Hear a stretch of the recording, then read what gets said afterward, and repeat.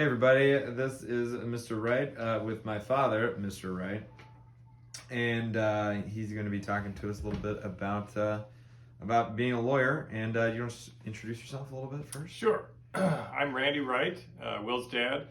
I've been practicing law for 42 years or so. I'm in a law firm of about 100 lawyers in Omaha, and we're in a kind of a skyscraper office building where we have 5 floors. I do what I call banking law, which I deal a lot with bankers on their loan portfolios, especially loans that have trouble or where the borrowers are having a hard time paying. And I help the bankers work through those issues, especially larger loans to corporations and businesses. Perfect.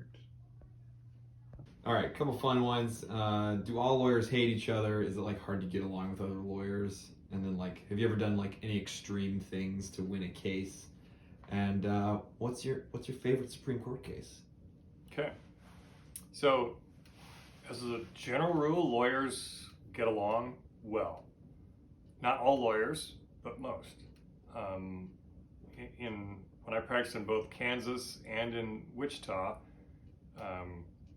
the group of lawyers that I was practicing with and against were almost all very civilized and easy people to talk to and practice with. Good lawyers try to take some of the anger out of the case because it's very hard to solve a problem, solve a dispute, resolve a dispute if everybody's mad at each other. It's much easier if you take some of the emotion and the anger out of it. So that good lawyers take that out of it and try to deal with cases less angrily. And so that's been most of my experience. Very, very few lawyers have made me mad, or I think have I made them mad. And once I got mad at a lawyer and I called him up the next day and apologized because I knew I was off base. So you have to do that sometimes. Most extreme thing I ever did to win a case isn't probably what you think. I didn't like... you didn't dig up your own evidence or anything like yeah, that? right. I didn't make up evidence. I didn't threaten to harm a witness. I didn't do any of those things. But I stayed up most of the night on one case once. I think I got about an hour and a half of sleep. That was probably the most extreme thing I've ever done. And of course, I know lawyers who don't get any sleep sometimes during trials. They just stay up all night, which I've never been able to do. Sure. And what was the next one? Favorite Supreme Court cases. Supreme Court.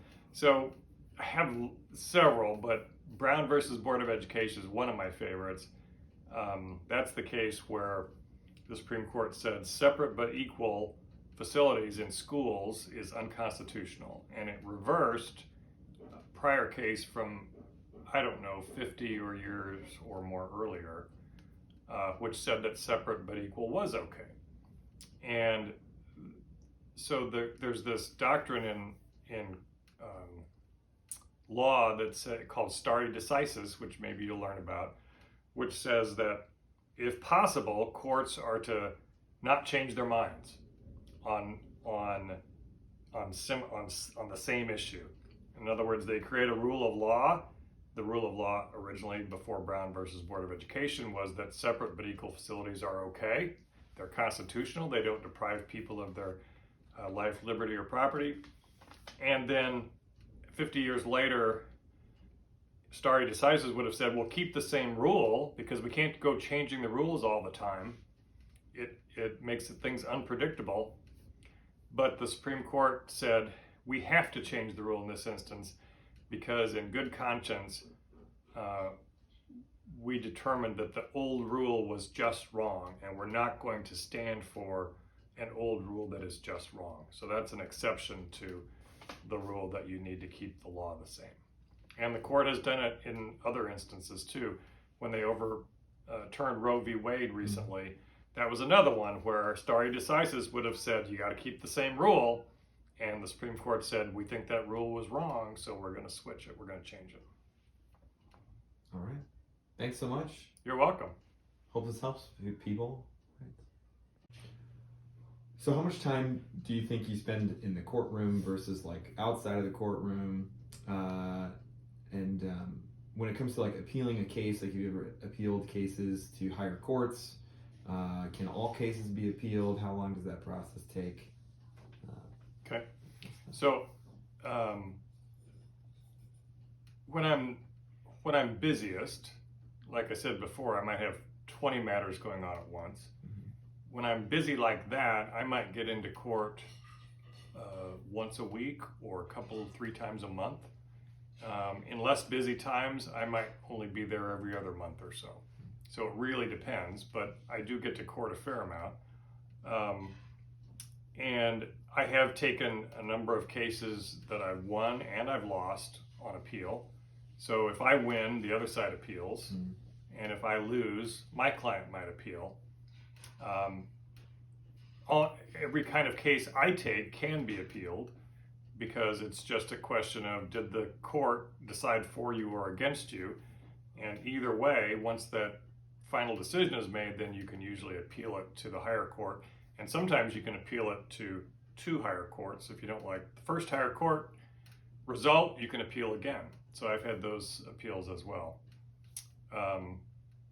And that can take a very long time. So from the start of a case to the end of the appeal process, that can be anywhere from 18 months to 4 years, I would say, maybe even 5 years. Sometimes getting a case ready for trial itself might take a year and a half, especially if the other side's being slow or if the court is backed up. Sometimes courts get backed up on their dockets and you can't get to trial. And then the appeal process adds another year to it usually.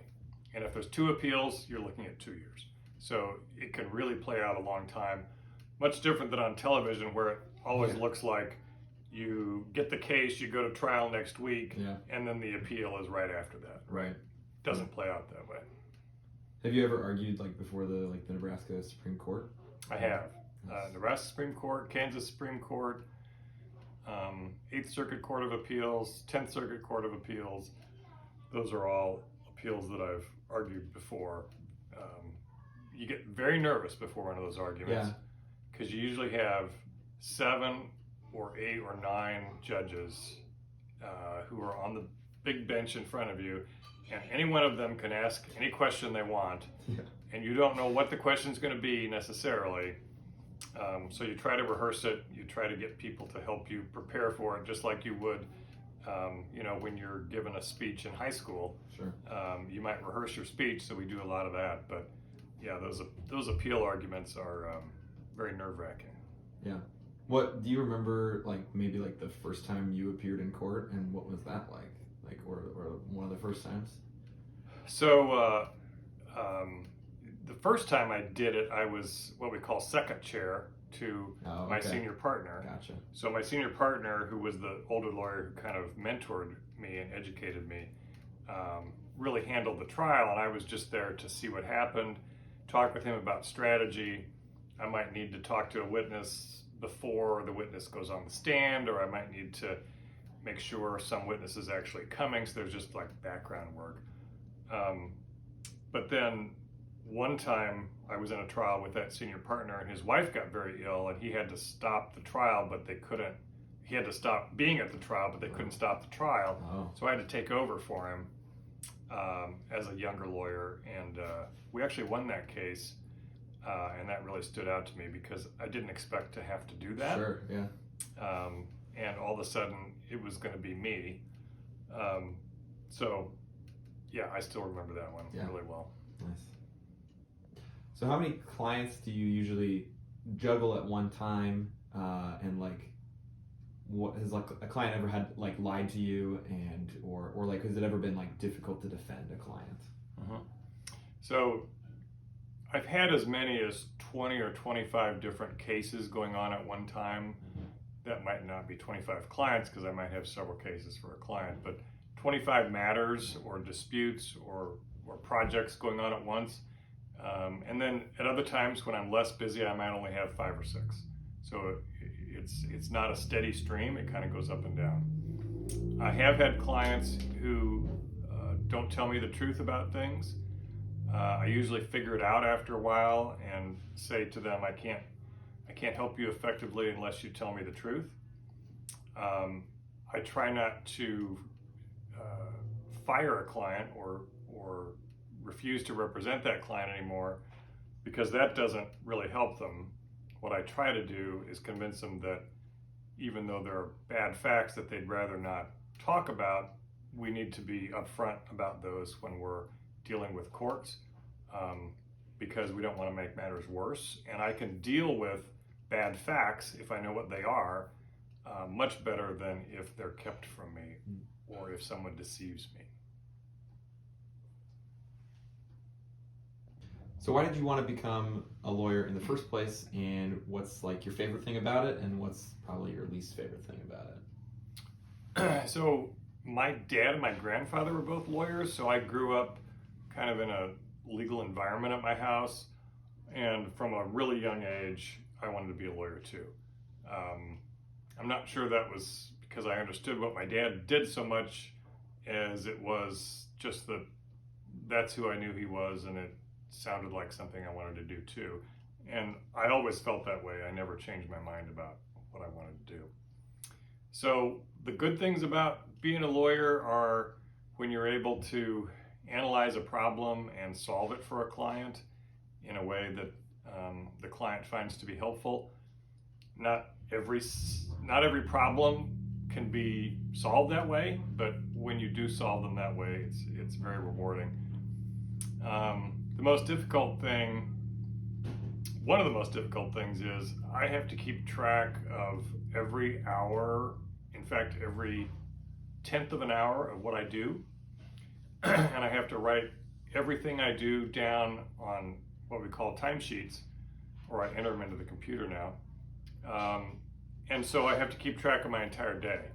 And if I have a busy day, when I don't do my timesheets, then I have to do them the next day. Or sometimes I'll have 2 busy days and now I'm 2 days behind. And trying to remember what I did 2 days ago and writing it all down is difficult. And the reason we do that is because that's how we know how much to bill the client. We bill the client based on how much time we spend on their problem. So I have to write down every 10-minute increment. I would be really bad at that. Yeah, it's super hard. Yeah. So what was law school like, and what was it like to get into the law business? Okay, so law school, when I did it, was a 3-year program. Now some law schools let you do it in 2 or 2.5 years.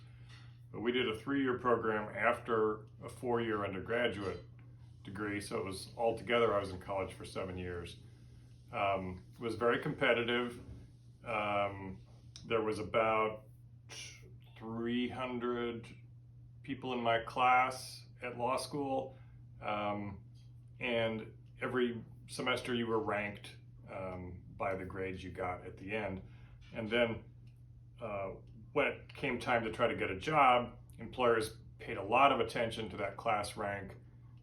So the higher you were, the easier it was to get a job. But most of my classmates, after a while, ended up getting jobs one place or another. It was difficult to get a job when I got out of law school, but then a few years later, the market improved and lawyers were in great demand. So it kind of depends how easy it is to get a job on what's going on in the economy, and especially on the legal market, which is different from time to time. And what did you get your undergraduate degree in? Does that matter, like when you're in law school? And what law school did you go to? So I went to the University of Nebraska. I had a journalism degree for undergraduate. I chose that because I knew I wanted to go to law school, and I wanted to hone my writing skills, which are important in law school. But frankly, a lot of my classmates had many different degrees. There were people with degrees in business, marketing, philosophy, history, political science, English. There was no limit to what you could, to what degree you had to have. It just was, what degree do you think might help you with law? And all those degrees were helpful one way or another. I just chose journalism because I wanted to focus on writing.